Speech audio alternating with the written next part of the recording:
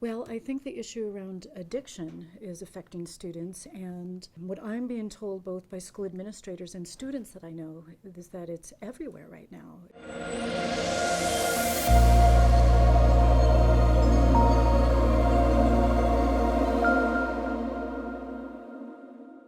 My key concerns regarding e-cigarettes and vape pens, predominantly, first of all, is adolescence and brain development.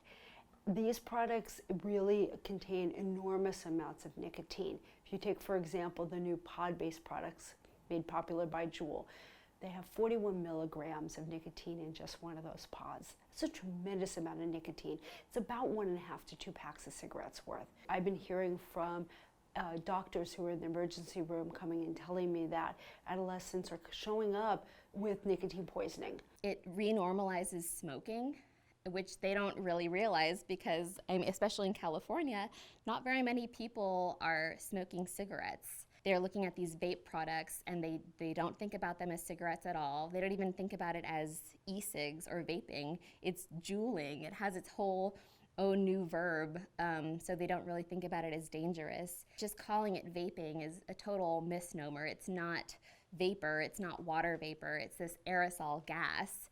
So you wouldn't want that in your face. You wouldn't, they don't realize what actually comes out is these chemicals and the nicotine particles, but it's also heavy metals from the battery and the metal from the actual device being heated up, and then that's what comes out in the aerosol. I mean, you don't want that in your lungs. You don't want to be breathing any of that. So we're well aware, research is showing that you blow smoke, you blow aerosol in this case, into the air. It mixes with the other chemicals that are in the air, forms a toxin that then settles into the floor, the couch, draperies, your clothes. You may not feel the effects as an adolescent or an adult, but you've got a baby crawling on the floor, a puppy, any animal, and they could be harmed and get the toxic effects just through the skin. I have young people in my life that say they can't even go into the bathrooms without vaping being there. If a student can't make it through a class period without sneaking a little vape, that there's a real addiction issue there. We have a lot of concerns here at Alhambra regarding e-cigarettes, vape pens, and again, the accessibility to these items. We're seeing it through absenteeism. We're seeing it through tardiness. We're seeing it through kids cutting class to go to the restroom.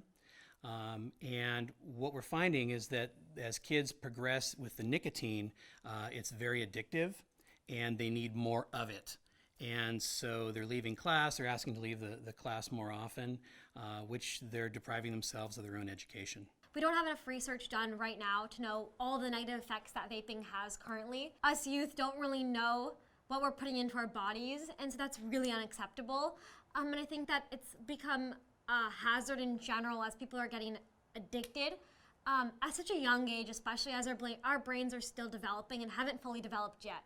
And so whenever we're inserting this poison into our body, has a very negative effect.